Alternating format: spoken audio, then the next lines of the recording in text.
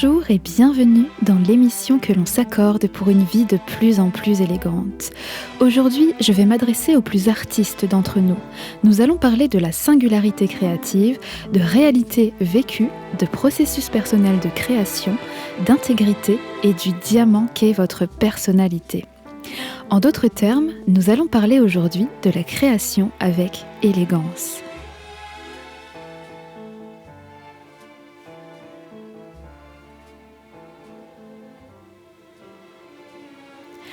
Aujourd'hui, je vous enregistre cette émission du fin fond de la Norvège.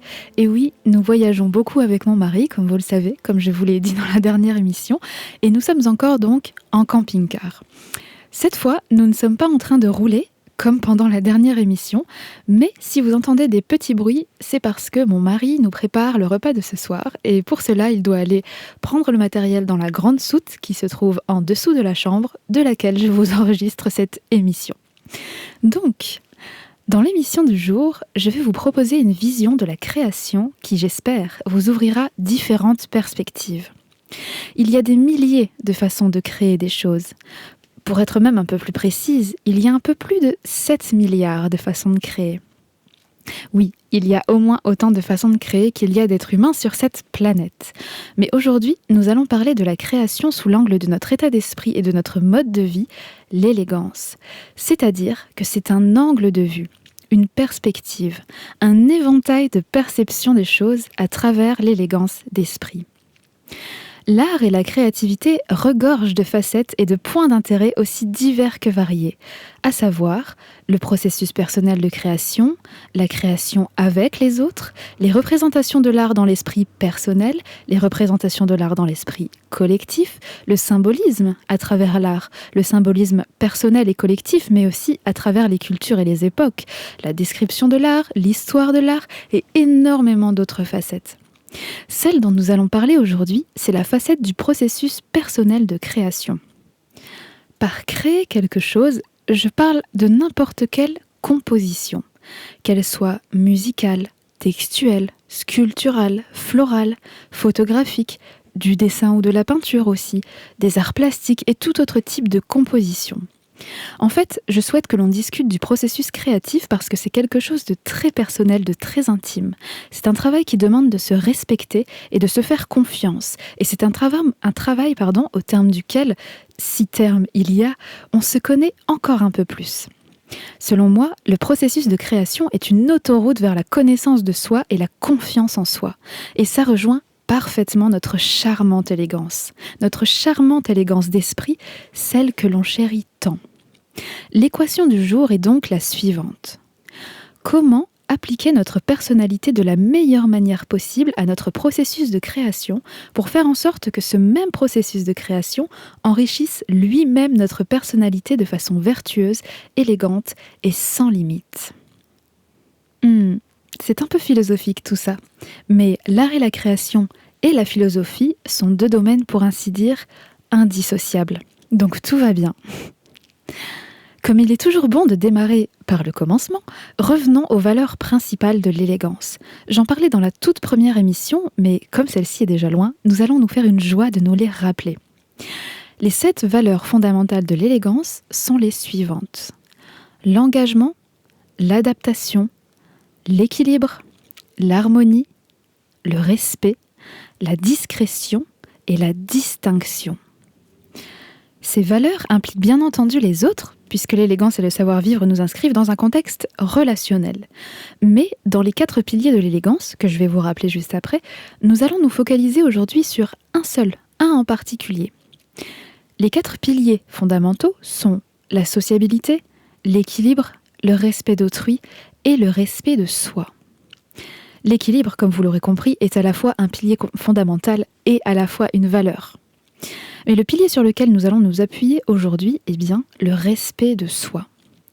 Selon moi, pour créer avec élégance, il faut se respecter, s'apprendre, avoir la volonté de se découvrir et admettre que non, nous ne connaissons pas toutes les facettes de notre personnalité. Il faut admettre aussi qu'emprunter le chemin de la création, c'est aussi ne pas savoir ce qu'on va y découvrir, ce que l'on va y découvrir, et être à l'aise avec ça. Et c'est là l'une des premières choses. Si vous avez l'âme entrepreneur, attention. Être un entrepreneur créatif est très riche de sens, mais cela implique d'équilibrer certaines propriétés de l'esprit créatif et de l'esprit entrepreneur. Des propriétés qui, si elles sont mal gérées, peuvent s'entretuer et c'est bien dommage. Par exemple, les entrepreneurs ont tendance à voir dans leur esprit l'objectif terminé, le produit fini. Le produit fini de façon assez technique et c'est ceci qui va les conduire petit à petit vers le résultat. Les artistes, eux, ne peuvent pas penser comme ça, sinon ils seraient toujours déçus. Et ça arrive souvent d'ailleurs. Un artiste ne sait pas ce qu'il trouvera sur les sentiers encore inconnus de son esprit et sa force résidera surtout dans ce qu'il va en faire de ces choses inconnues. Vous voyez ? Au plus un entrepreneur se rapproche dans la réalité du produit qu'il a dans son esprit, au plus il sera réussi. Un artiste, non. Pas forcément. C'est possible, mais dans la plupart des cas, ce n'est pas comme ça que ça marche. Un artiste, un véritable artiste, selon moi, va réussir à cristalliser dans la matière une émotion qu'il porte en lui, avec toutes les nuances particulières de qui il est. Un entrepreneur peut faire ceci dans le design de son produit, mais à part ça, non, c'est un produit qui va avoir une utilité précise dans un contexte précis. La création artistique, non. La création artistique est un cristal qui pourra être interprété de différentes façons et qui résonnera de différentes façons aussi chez ceux qui se donnent la peine de l'interpréter. Vous voyez ? La limite peut être floue à certains moments, mais elle est bien réelle. Tout ceci pour dire que, selon l'ambition que vous avez dans le contexte dans lequel vous êtes, je vous propose de vous réaligner avec les propriétés de vos différents esprits. Et c'est tout à fait possible. Vous ne pouvez pas penser la finalité d'une création artistique en pensant la finalité comme un entrepreneur, mais vous pouvez modéliser dans votre esprit la création comme un entrepreneur, tout en lâchant prise derrière, pour apporter à la création toutes les inconnues qui feront d'elle un chef-d'œuvre. Ça, c'était une première chose. Ensuite, nous allons parler expressément d'un autre point. La simplicité. Si vous ne deviez retenir qu'une chose, ce serait celle-ci. Simplicité égale liberté. Je m'explique.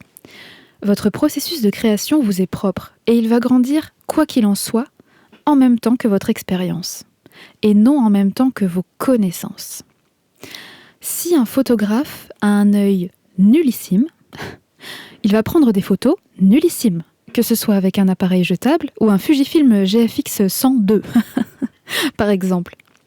Eh bien, votre processus de création, c'est pareil.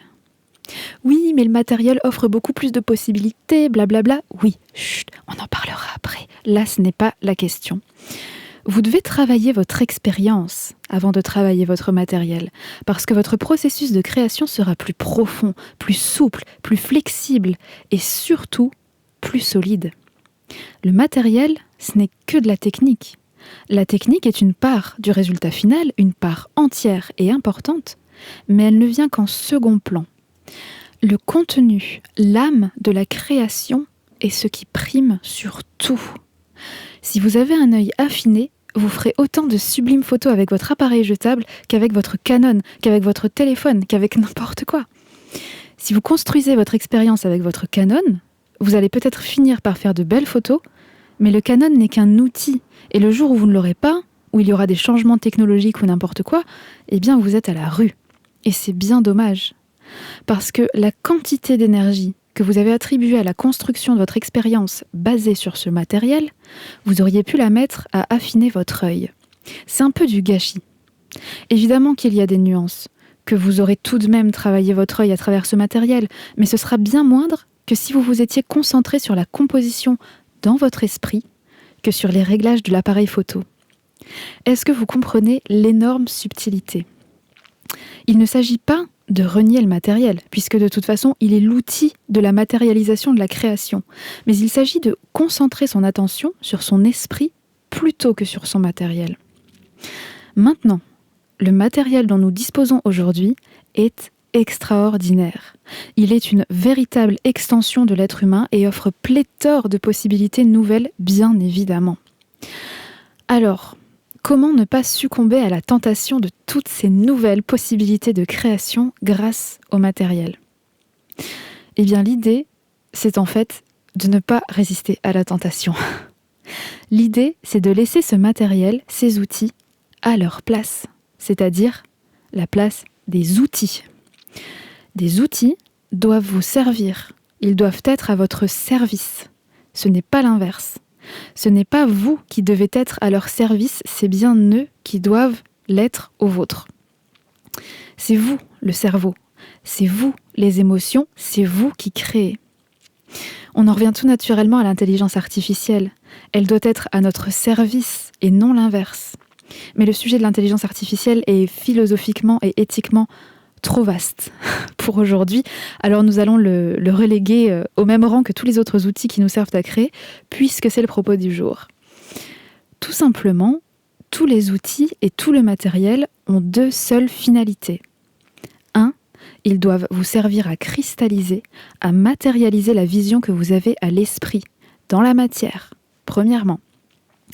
Et deuxièmement, ils peuvent éventuellement vous servir à magnifier la vision que vous avez à l'esprit et vous inspirer pour aller plus loin. C'est tout. J'entends par ce deuxième objectif que si nous nous servons de ce matériel pour créer des choses nouvelles, ces choses doivent venir s'ajouter à la grande vision que nous avons à l'esprit pour la magnifier et non la remplacer. C'est ainsi que l'on se retrouve avec des contenus creux sur les réseaux sociaux, par exemple. On a généré quelque chose avec de l'intelligence artificielle et on le propose aux autres. Aucun intérêt. C'est plat et vide de sens. Et même si c'est une soi-disant dissertation philosophique de 4000 mots, ça reste assez superficiel, assez plat. C'est comme ça qu'on en arrive là. Ce que vous générez avec votre outil ne peut pas être considéré seul comme une création riche. Elle doit être ajoutée à quelque chose de plus grand. En l'occurrence, quelque chose que vous avez à l'esprit, quelque chose dont vous avez déjà une idée. Vous savez, les idées que l'on a sont des trésors de sérendipité. La sérendipité, c'est le fait de faire des découvertes inattendues et fructueuses. Quand on a une idée, cette idée est passée par le prisme unique de notre personnalité, de nos expériences aussi, et aussi de la temporalité exacte dans laquelle on se trouve à ce moment-là. Cette idée que vous avez maintenant, vous n'auriez jamais pu l'avoir hier au même moment, ou dans 2 mois. C'est maintenant. Et c'est pareil pour la création. L'idée de mélodie de chanson que vous aurez maintenant, elle est très différente que celle que vous auriez eue hier et celle que vous aurez demain. Si vous décidez de la cristalliser, elle sera unique parce que passée par votre prisme. Voyez ? Mais générer une soi-disant idée par un outil n'a rien de réellement riche et unique. Et là, je ne parle pas que d'intelligence artificielle. Générer une composition par un outil, c'est un trait de peinture avec un pinceau particulier. C'est une photo avec un appareil photo particulier. Un son particulier d'instrument ou de synthé, par exemple. C'est l'effet particulier d'un pochoir spécifique en peinture. Vous comprenez ? C'est de cela dont je parle. Et donc, quand je dis qu'un outil peut venir nourrir notre vision artistique, cela veut dire que ce trait de pinceau peut vous inspirer la texture particulière d'un paysage et vous donner une idée plus large de ce que vous pouvez faire. Ou alors, cette texture particulière de photo que votre appareil a générée peut vous inspirer l'ambiance d'un conte photographique, par exemple. Ou alors, ce son d'instrument peut vous inspirer une mélodie. Ou alors, cet effet de pochoir particulier peut vous inspirer une composition visuelle particulière. Vous comprenez la nuance entre l'outil me sert ou je sers l'outil. L'outil est mon serviteur ou je suis l'esclave de l'outil. Vous voyez ? Un outil, un matériel n'est qu'une extension de l'humain. Il est une extension bénéfique à notre créativité, mais il n'est pas notre créativité. Si notre outil n'est plus disponible, tant pis.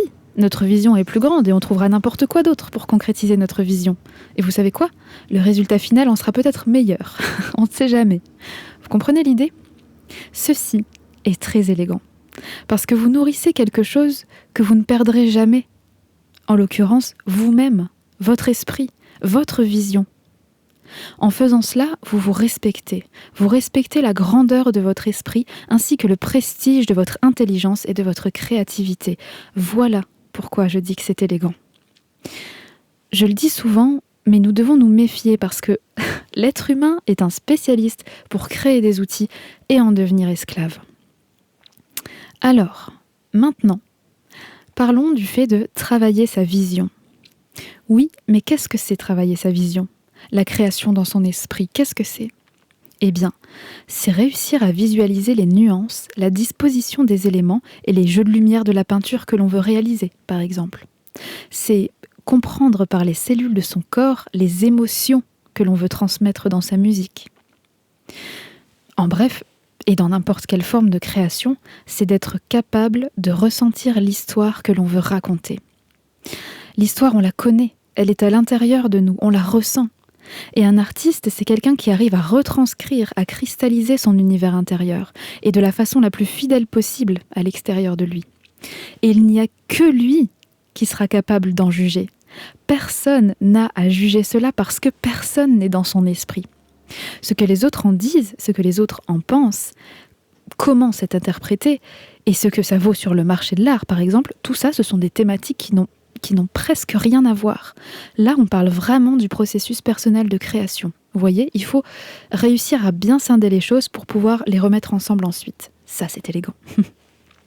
Donc, mes chers créateurs, avant de demander l'avis des autres sur vos créations, asseyez d'abord votre propre ressenti dessus.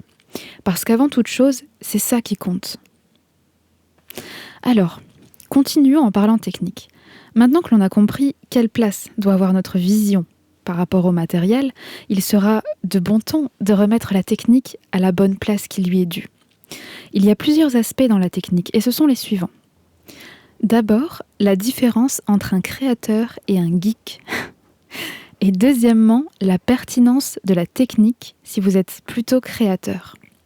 Donc, premièrement, c'est quelque chose qui, quand je le dis, paraît assez banal, mais en fait, ça ne l'est pas du tout. C'est de savoir faire la différence entre être un créateur ou un geek. On pourrait aussi dire la différence entre un artiste et un technicien. Que les choses soient claires, il n'y a absolument pas de meilleur profil entre les deux.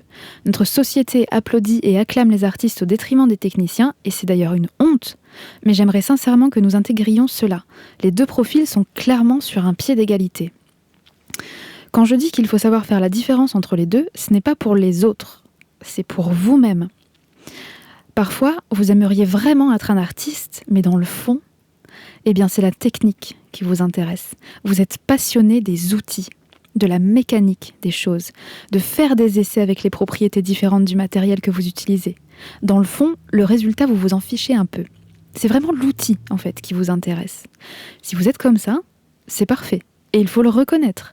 Il faut reconnaître que vous vous amusez bien plus avec le matériel qu'avec le fait de traduire votre univers intérieur à l'extérieur. Vous n'êtes pas un créateur, vous n'êtes pas un artiste, et tout va bien. Vous vous amuserez bien plus du moment où vous l'admettez, croyez-moi. À l'inverse, vous vous engagez dans un apprentissage laborieux de certaines mécaniques, des études par exemple, et vous vous rendez compte que peu importe les outils que vous utilisez, ce qui vous intéresse, c'est de traduire votre monde intérieur, et rien d'autre. Et d'ailleurs, vous vous ennuyez un peu quand il s'agit de technique, voire ça vous prend franchement la tête. Eh bien, vous n'êtes pas un technicien, vous êtes un artiste. Point barre. Ici, on en fait appel encore une fois à l'élégance de se respecter. Posez-vous les bonnes questions, respectez l'humain que vous êtes, soyez intègre envers vous-même. Au plus vite vous l'acceptez, au plus vite vous vous amusez. Et croyez-moi, c'est ça le but. Bien entendu, il existe des personnalités passionnées des deux aspects, aussi techniques que créatifs, mais admettons que c'est tout de même rare. Ce cher polymathe de Léonard de Vinci l'était, par exemple. Moi, non. En ce qui me concerne, j'adore créer, j'adore ressentir, je crée pour ressentir. Mais tout ce qui est technique, ça me fatigue un tant soit peu. Le pire, c'est que je trouve cela très très intéressant, la technique, et je comprends que certains puissent en avoir la passion, vraiment. Mais c'est pas pour moi. La technique me freine dans mon processus de création, par exemple. Donc d'abord, posez-vous cette question indispensable à un processus créatif sain et élégant. Qu'est-ce qui vous plaît le plus quand vous créez quelque chose ? Avec quelle partie du cheminement ne voyez-vous pas le temps passer ? Quelle partie du processus vous nourrit littéralement et vous rend heureux et satisfait ? Ça, c'était la première chose sur la technique. Passons à la deuxième chose. Si vous êtes plutôt créateur que geek, la technique est d'une importance primordiale si, et je dis bien si, votre création a pour destination les autres. Je m'explique. Ce que je vais dire peut paraître inconcevable pour certains d'entre vous et terriblement évident pour d'autres. Donc écoutez bien pour qu'on puisse tous se mettre sur la même longueur d'onde. Les créations que nous faisons ne sont pas toujours à destination des autres. Les histoires que nous écrivons, les croquis que nous dessinons, les musiques que nous composons, les photos que nous réalisons, tout cela peut être à destination de personne d'autre que nous-mêmes. Un peu de philosophie pour étayer tout cela. L'art à proprement parler, l'art tel que nous le connaissons et tel que nous le créons aujourd'hui, a pour but de générer des émotions, des ressentis.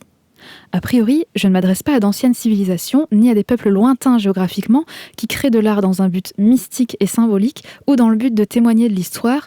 A priori, je m'adresse bien à mon contexte culturel occidental du XXIe siècle.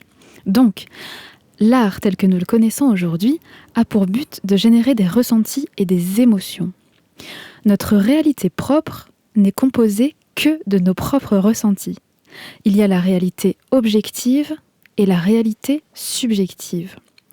La réalité objective, ça veut dire que vous, moi et notre amie japonaise, nous tenons devant la tour Eiffel. Toutes les trois, nous voyons la tour Eiffel et pouvons la décrire. Ça, c'est la réalité objective. Maintenant, nous nous sentons toutes les trois de façon très différente devant cette tour Eiffel. Vous êtes un peu nostalgique parce que le Paris d'aujourd'hui n'est plus le Paris de votre enfance. Et même si vous appréciez cette ville, c'était un peu mieux avant. Mais vous avez quand même de la gratitude parce que tout ce que vous avez vécu ici constitue de charmants souvenirs. Moi, je suis toute excitée parce que ce n'est que la deuxième fois que je viens à Paris et que je trouve cette ville incroyable, riche de sens, de culture et d'opportunités. Je suis ravie, mais vraiment ravie de voir cette tour Eiffel. Quant à notre amie japonaise, elle a les larmes aux yeux. En effet, elle a du mal à cacher le dégoût qu'elle a de cette ville. Toute sa vie, elle a attendu de venir à Paris, cette ville de charme, de grâce et d'art élégant. Elle considérait ce voyage comme le voyage de sa vie. Et quand elle est arrivée ici, ce fut la désillusion totale. Elle se sent terriblement mal devant cette tour Eiffel. Ces trois réalités-là sont des réalités subjectives. Elles sont toutes les trois légitimes, elles sont toutes les trois réelles, mais elles ne peuvent pas être interchangées. Elles sont propres et respectives à leurs propriétaires que nous sommes. Notre ressenti par rapport aux choses, c'est notre vie. Il n'y a que nous qui le ressentions comme ça. Comprendre ça, c'est comprendre le fondement du respect, de l'élégance. Les autres ont leur ressenti, donc leur réalité. Et je ne pourrais pas y pénétrer. Je ne la connais pas, mais elle existe bien et à ce titre, je dois la respecter. Et à l'inverse, mes ressentis sont réels, ils existent, j'ai ma propre réalité et personne d'autre que moi ne la ressent. Donc, je dois la respecter, ma réalité. Et les autres aussi doivent la respecter. Vous voyez ? Respect de soi et des autres, c'est ça le respect. Vous allez comprendre où je veux en venir. Un objet devant moi génère une sensation chez moi. Et c'est comme ça que j'expérimente l'objet. En soi, l'objet, il est neutre. En soi, toutes les situations de ma vie sont neutres. C'est le ressenti que j'en ai qui dicte si la situation est bonne ou mauvaise. C'est pour cela qu'on dit qu'on fait ce qu'on veut des situations en développement personnel, qu'on peut adopter la perspective qu'on veut. Alors dans la réalité, c'est un peu plus complexe, puisque la société, les croyances et le contexte socio-culturel viennent y fourrer leur nez. Mais dans le fond, il y a seulement la façon dont moi je me sens par rapport à ça qui compte. Tout le reste ne compte pas, finalement. Alors, pourquoi je vous dis tout cela ? Eh bien, parce que quand vous créez, comme il n'y a que votre ressenti qui compte, vous devez d'abord créer quelque chose qui vous fait ressentir ce que vous voulez ressentir. Parce qu'il n'y a que ça qui compte. Quand les gens cherchent à développer leur créativité, on leur dit souvent de créer des choses qui leur plaisent avant tout, mais on n'explique pas pourquoi. Eh bien, elle est là, l'explication. Parce que c'est vous qui créez, donc avant tout, c'est votre ressenti qui prime. A priori, vous n'allez pas sauter dans l'esprit et dans la tête de votre voisin pour apprécier l'œuvre à sa place, entre guillemets, du coup. Vous voyez ? A priori, vous n'allez pas faire ça. Donc, il n'y a que vous qui comptez, il n'y a que votre ressenti qui compte. Vous voyez ? On ne cherche pas d'un artiste qu'il fasse des choses qui plaisent au plus grand nombre. On cherche d'un artiste qu'il soit original, etc. Mais ce qu'on cherche vraiment, c'est qu'il exprime qui il est, parce que chaque être humain est unique. Donc avant tout, créons des choses pour notre bon plaisir, pour notre bon ressenti, respect de soi, élégance. Nous comprenons que ça n'a pas de sens de créer pour les autres dans un premier temps. Ça n'a pas de sens. Quand on se met à créer pour les autres, c'est parce que les autres aiment notre style. Et notre style, qu'est-ce que c'est ? C'est l'expression de notre ressenti à la base. Nous avons d'abord créé, puis les autres ont aimé, donc nous pouvons prétendre à créer pour eux. Vous comprenez ? C'est très très important. Beaucoup pensent à l'envers, et après, il y a beaucoup de désillusions, mais c'est normal en fait. Donc, restons bien concentrés sur cette première phase de création qui est notre propos du jour. Comme je vous le disais tout à l'heure, tout ce qui est marché de l'art ne rentre pas en compte ici. C'est pour cela que je vais finir de parler technique et ensuite nous passerons à autre chose. Ce sujet, je peux vous en parler des heures, la création et la créativité. Mais si je veux pas que mon émission dure 24 heures, je vais avancer. Alors, nous créons pour notre bon plaisir, pour cristalliser notre monde intérieur en monde extérieur. Ok. Mais pourquoi le mettre à l'extérieur de nous, si ce n'est pas pour le proposer aux autres ? Eh bien, je peux en parler des heures aussi, mais je vais condenser ceci en 2 temps 3 mouvements, puisque je m'autoproclame experte là-dedans. Nous cristallisons un morceau de notre univers intérieur pour pouvoir le consulter avec nos sens et nous le remémorer à l'infini, à ressentir à l'infini, parce qu'il n'y a que ça de vrai. Personnellement, j'écris des textes, j'écris des histoires et je compose de la musique que je n'ai pas l'intention de publier ni de montrer aux autres, parce qu'ils sont une partie de mon monde et je veux les avoir dans la réalité matérielle avec moi.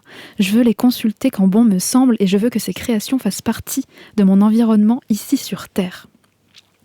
En plus, avec le temps, mes visions se transforment. Donc les cristalliser me permet de les remémorer avec un plaisir fou quand il se trouve que je les ai oubliées.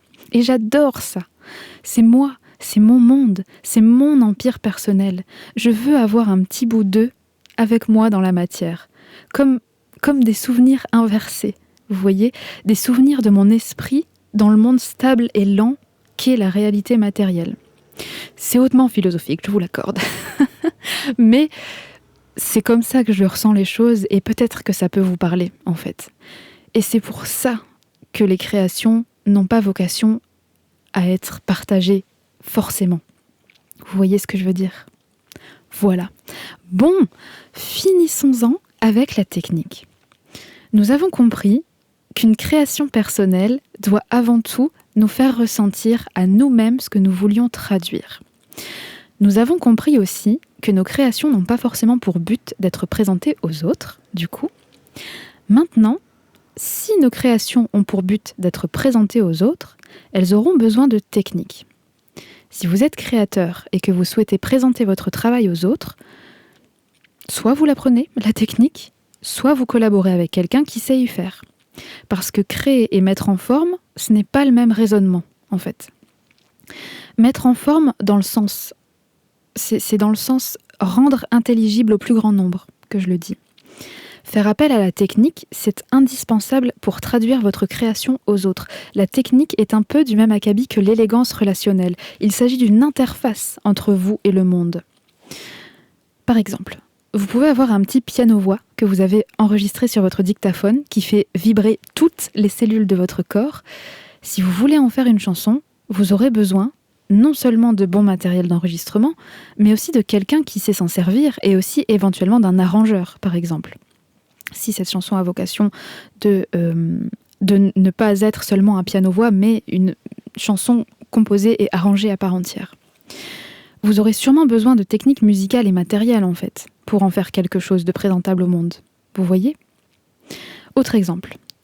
Si vous écrivez une jolie histoire, et si vous voulez en faire un roman, il faut que vous appreniez les codes de l'écriture, et que vous vous entouriez de façon pertinente de relecteurs, de correcteurs, et d'une maison d'édition si besoin. Un artiste, quel qu'il soit, a besoin de se faire représenter aussi. Ça, c'est encore différent de la technique de l'art en question, mais c'est un besoin technique nécessaire dans le monde d'aujourd'hui. Se faire représenter, c'est tous les moyens possibles d'avoir une vitrine. Ce peut être d'engager un spécialiste des relations publiques, par exemple, ou un manager, ou plus simplement un community manager qui développera la présence numérique. Est-ce que vous saisissez l'idée de la technique ? Elle est indispensable à la traduction de votre création au grand public. La technique va magnifier votre création aux yeux du monde, mais pas forcément à vos propres yeux. À vos yeux, elle vous fait déjà ressentir de belles choses, votre création. Mais passée dans la technique, elle vous fera ressentir autre chose. Mais ça, c'est une autre partie, on en parlera juste après. Ceci est une magnifique transition vers les codes de la création, maintenant. Parce que là, nous avons parlé technique plutôt matérielle finalement. Mais qu'en est-il des codes de l'art ? Qu'en est-il des codes de l'art quand on dit que l'art n'a en fait pas de code ? Eh bien là, nous allons boucler la boucle de tout ce dont on a parlé en début d'émission. Vous vous souvenez, j'ai dit simplicité égale liberté. Et nous sommes partis tout droit dans la technique. Nous allons donc finir de structurer la chose dans notre esprit. D'abord, simplicité dans le matériel. Donc, ayez un petit kit de base qui vous permet d'expérimenter le plus possible et de parfaire votre œil si vous êtes photographe, de parfaire votre oreille musicale si vous êtes musicien, de parfaire votre gestuelle si vous êtes sculpteur, etc., etc. Et simplicité ensuite dans les connaissances, parce que c'est la même chose que le matériel. À vos débuts, un matériel trop sophistiqué va paradoxalement vous enfermer et limiter votre vision artistique, le déploiement de votre vision, parce que ça risque de vous paralyser à cause du grand nombre de choix, paradoxalement. De la même manière, si vous vous renseignez trop sur comment développer votre créativité, non seulement vous pouvez vous sentir paralysé par le choix des méthodes qui s'offrent à vous, mais en plus, vous renseigner sur ça ne va pas développer votre créativité. La seule manière de développer votre créativité, c'est d'expérimenter. Et c'est votre expérience artistique, votre expérience créative qui aura du poids, autant pour vous que pour les autres. Vous pouvez vous renseigner autant que vous voulez sur les méthodes de création, ça ne fera pas de vous quelqu'un de plus doué au départ. Deux personnes au même niveau d'expérience artistique peuvent tout à fait évoluer à la même vitesse, quand bien même l'un se sera renseigné sur toutes les méthodes possibles et inimaginables, et que l'autre suivra simplement son instinct. D'ailleurs, celui qui connaîtra toutes les méthodes sera peut-être plus lent que l'autre dans sa progression, parce qu'il testera tellement de choses différentes qu'il ne saura plus où donner de la tête, alors que l'autre suivra simplement le cheminement de son propre style, de celui qui lui est propre et naturel, de celui vers lequel il s'oriente, tout simplement. Donc s'il vous plaît, mes bons amis, pensez simplicité. Votre expérience artistique ne grandira qu'en magnifiant votre vision interne, et non avec la maîtrise des à côté. Et j'avais besoin de vous parler de ça pour vous parler des codes de l'art, de la différence entre la technique utile et la technique superflue. Et avec tout ce dont on vient de parler, tout s'éclaire et tout devient plus simple.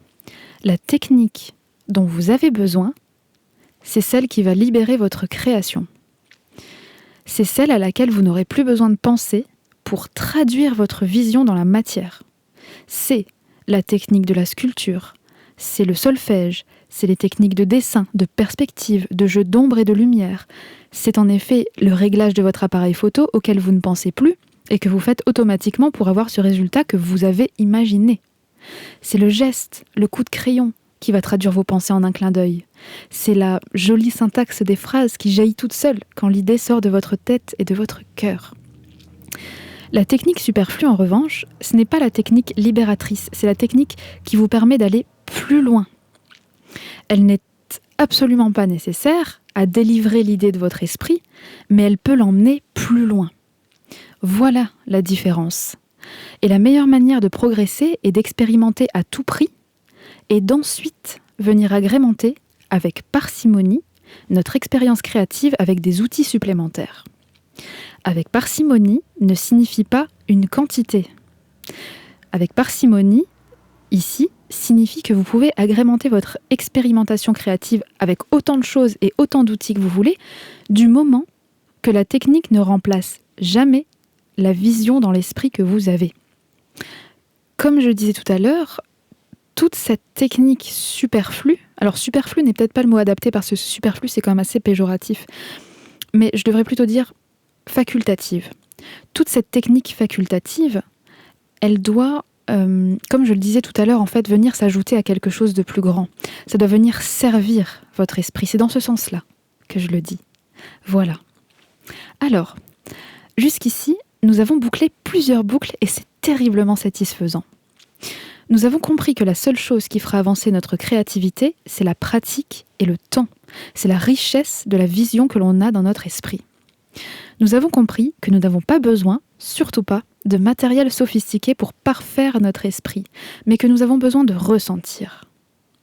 Nous avons compris pourquoi notre création doit nous faire ressentir des choses à nous avant tout. Et nous avons compris pourquoi, grâce aux différents niveaux de réalité qui cohabitent sur cette planète. Nous avons aussi saisi l'importance d'être honnête avec soi-même dans son processus créatif et que si nous n'étions pas un geek mais créateur, c'était ok, et que si nous n'étions pas créateur mais plutôt geek, c'était ok aussi. Et que nous n'avons pas besoin de tout faire et qu'il y a des gens qui s'amusent bien plus que nous dans d'autres domaines, qu'il faut les laisser faire et inversement. Nous avons fait la différence aussi entre création vide et création riche, et tout cela dans le respect de soi, le respect de l'autre et l'équilibre, autrement dit, dans les valeurs de l'esprit, de l'élégance, dans l'élégance d'esprit. Comme j'ai récapitulé, vous pensez à présent que nous sommes en fin d'émission, n'est-ce pas ? Que nenni ! Je continue de déployer les valeurs de l'élégance à travers la création artistique encore un peu. Et c'est au tour de l'harmonie maintenant, de rentrer en scène. Je vais vous parler du résultat d'une création, d'un résultat riche et impromptu, d'une somptueuse création telle que je la conçois. Pourquoi ? Pour certains artistes, la création semble-t-elle si facile ? Pourquoi, quand on les interroge, parfois ils disent que ce n'est pas eux qui ont créé, ils sont les simples médiateurs, les simples canaux de quelque chose de plus grand ? Eh bien, je vais vous le dire pourquoi. Parce que ces artistes, forts de tout ce dont on vient de parler, forts d'une vision gigantesque dans leur esprit et d'une technique suffisamment développée pour délivrer cette vision au monde, vont se faire confiance et vont effectivement se laisser guider par quelque chose de plus grand, à savoir leur propre personnalité, leur propre goût et leur propre façon de mettre les choses ensemble pour en faire quelque chose de cohérent, quelque chose de satisfaisant pour eux. Satisfaisant. Le ressenti du mot satisfaisant est la clé. Quand nous commençons à créer quelque chose, quelle qu'elle soit, ça peut être à partir de n'importe quoi. D'un son entendu, d'une tournure de phrase lue dans un livre, du rythme de la phrase du marchand de poissons, de la couleur de la veste que grand-maman Isabeau portait à Noël, de la texture du doudou de votre neveu. Ça peut être n'importe quoi, ça peut partir de n'importe quoi. Donc, quand vous créez, il y a deux principales façons d'envisager les choses. Soit vous avez une idée en tête et vous souhaitez la concrétiser, soit vous voulez créer quelque chose dont la forme finale vous est encore inconnue. Soit c'est quelque part entre ces deux-là. Quoi qu'il en soit, la première pierre de la création que vous matérialiserez sur cette terre va être une sorte de catalyseur de l'idée que vous avez et en même temps un repère, un tremplin au déroulement de la création. Si parmi vous, mes bons amis, certains ont l'esprit en arborescence, vous savez exactement de quoi je parle. Cela signifie que la première idée, à travers votre prisme unique, qui est le combo de votre personnalité, vos croyances, votre culture et de la temporalité exacte dans laquelle vous êtes, votre première idée va vous montrer divers chemins à prendre. Et le chemin que vous choisirez va lui-même vous proposer d'autres chemins, et ces chemins, c'est votre logique propre qui vous les propose. Certaines mélodies vous paraîtront plus logiques que d'autres. Certains paysages, certaines couleurs, certaines textures vont vous paraître plus logiques que d'autres. Certaines expressions, certains camailleux de couleurs, certaines associations vous paraîtront plus logiques que d'autres.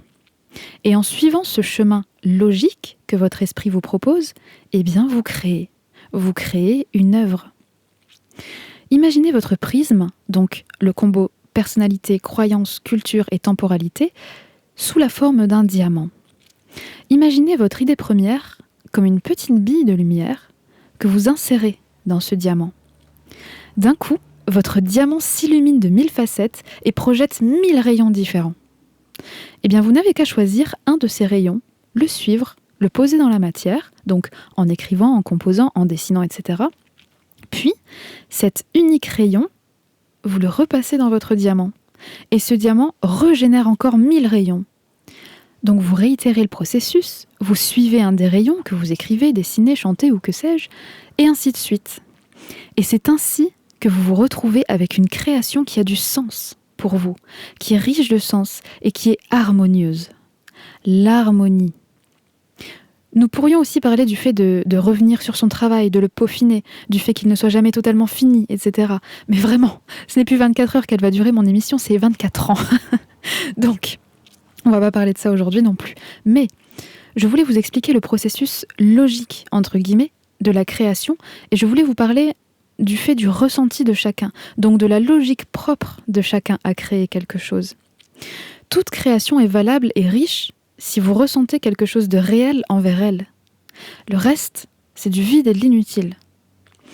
Vous comprenez qu'avec cette logique de création, certains artistes ont ce sentiment de se laisser guider par quelque chose de plus grand. Parce que c'est le cas, en fait. Et ça se manifeste de bien des manières. Avec ou sans drogue, en ayant les pieds sur terre ou en étant totalement encastré dans le plafond, qu'importe. Le chemin pour créer est infini. Tout le monde peut créer. Mais tout le monde n'en a pas envie. Et c'est très bien comme ça. Moi, je vous en parle ici dans mon émission parce que ça fait partie de ma vie. Ça me passionne de créer. Ça me fait plaisir, ça me nourrit, ça compte pour moi. Pour d'autres, ça ne compte pas du tout. Ils n'y prendront aucun plaisir et tout va bien avec ça. Eux prennent beaucoup de plaisir dans des choses auxquelles moi, je n'accorde aucun intérêt. Mais ma foi, s'ils m'en parlent avec passion, peut-être que je trouverais ça intéressant. Qui sait? Et ce n'est pas tout à fait terminé là-dessus. Nous avons parlé de l'harmonie, de la cohérence et de la création elle-même, mais qu'est-ce qui rendra cette cohérence encore plus harmonieuse? Eh bien, c'est l'harmonie elle-même du diamant. L'harmonie est la richesse de votre propre prisme, n'est-ce pas? Votre prisme est donc, je le rappelle, le combo de votre personnalité, de vos croyances, de votre culture et de la temporalité dans laquelle vous vous trouvez. Alors, qu'est-ce qui enrichit tout ça, vous pensez? Alors là aussi, on peut s'étaler des heures, mais on va la faire courte et efficace. Votre prisme va s'enrichir grâce à la conscience que vous porterez à votre monde extérieur. Et oui, au plus vous serez attentif au son, au rythme des musiques que vous aimez, évidemment, mais aussi au son du quotidien, des rythmes que cela peut générer, des différentes tonalités, des bruits et des sons que vous captez, du degré d'aigu insupportable de ce par quoi vous passez. Au plus vous serez attentif aux nuances de couleurs, à la cohérence des choses, à la disposition des choses, des mots dans la réalité objective du coup, et de ce que vous ressentez par rapport à ça. Donc ce qui constitue votre réalité subjective. Donc au plus vous serez attentif au ressenti que vous avez par rapport à la réalité objective, au plus vous ferez consciemment le pont et en même temps la différence entre ces deux réalités, au plus vous renforcez votre intégrité personnelle, votre conscience, au plus votre prisme s'enrichit, se façonne et surtout s'agrandit. Apprenez à connaître les artistes que vous admirez, apprenez à connaître leur travail, découvrez les artistes émergents, connectez-vous aux formes d'art qui vous touchent, même si elles n'ont vraisemblablement rien à voir entre elles. La cohérence qu'il y a, c'est vous, c'est ce qui vous touche. Vous pouvez être autant touché par le cinéma que la sculpture sur bois, autant par le théâtre que la danse, autant par la calligraphie que par la cuisine, autant que la confection de chaussures en cuir ou de robes en soie. Vous voyez ce que je veux dire? Et encore, les domaines que je cite ici sont assez proches, mais c'est encore plus intéressant quand d'un premier abord, ça n'a vraiment rien à voir. Cherchez à comprendre, développez votre curiosité, enrichissez votre prisme par ce que vous adorez dans la vie. C'est comme ça qu'on avance, c'est comme ça que notre expérience créative se déploie à une vitesse fulgurante.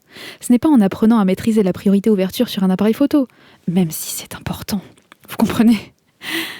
Jouez avec les textures, les couleurs, les sons. Rendez tout ça cohérent, satisfaisant pour vous. Et laissez-vous inspirer par vos propres créations pour aller encore plus loin dans le ressenti. Vous voyez, vous êtes riche, votre vie est d'une richesse sans nom. Et il n'y a que ça qui nourrira votre art, vos créations. Et en retour, cela vous inspirera d'autres choses, et à travers votre processus, vous découvrirez des manières de faire chez vous que vous ne soupçonniez pas. C'est un cercle vertueux infini, qui mène à une connaissance de soi sans faille, et à une élégance cultissime. C'est la grande différence entre un véritable artiste et un vulgaire copieur. Un véritable artiste déborde de richesse quand un vulgaire copieur est une coquille vide. Vous voyez, une coquille vide et plate par la même occasion. Tant pis pour eux, ma foi. Nous, on a d'autres choses à faire. On a un empire d'élégance à créer. Et une fois de plus, nous pourrions nous étaler quelques heures sur la propriété intellectuelle, le plagiat et les humains sans vergogne qui salissent le travail des autres, mais ce n'est pas le sujet de cette émission. Mon horloge me hurle de vous laisser tranquille, donc je vais conclure cette émission. La sensation que j'ai actuellement, c'est que je voudrais vous livrer 1001 méthodes pour créer, 1001 principes. Je voudrais vous aider à créer des choses en personne et vous inciter à faire 1000 choses en même temps. Mais ce serait déroger à notre règle adorée de la simplicité. Et ce serait surtout stopper l'impulsion créative qui doit, avant tout, pour moi, naître entre vous et vous-même. Donc nous allons conclure. Et je vais conclure par une petite chose très importante. Maintenant que je vous ai bien ambiancé sur la grandeur de l'esprit et sur la créativité, nous allons parfaire le tout avec quelque chose dont nous parlerons peut-être plus tard. Mais pour l'heure, il faut garder en tête les grandes lignes du principe. Scindez bien le processus de création dans votre tête. Si vous avez tendance, comme moi, à créer seul, votre création propre, c'est celle que vous sortez de votre esprit et que vous avez mis en forme tout seul. J'entends par là que du moment où vous voulez la présenter au monde, elle va passer par plusieurs phases. Et l'emprise, si je puis dire, que vous avez dessus va se diluer. Quand vous faites votre création et qu'elle sert uniquement vos ressentis, elle n'est qu'à vous.